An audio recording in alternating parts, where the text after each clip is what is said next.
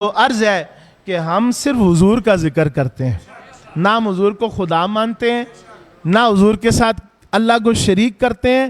ہم تو کہتے ہیں نبی اور رسول ہیں، اللہ کے حضور بندے ہیں.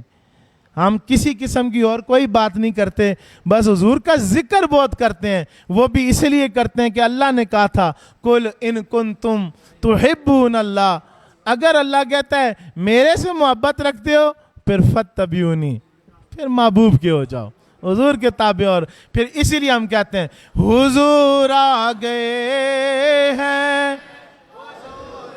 اور یہ آج کی رات ہے، بڑی قیمتی رات ہے، اور اس رات کے اندر مل ڈالنا، کسی تعصب کا شکار نہ ہونا، بس اللہ کے حضور یہ صبح صادق تہجد کے وقت جھولی پھیلا کے بیٹھ جانا.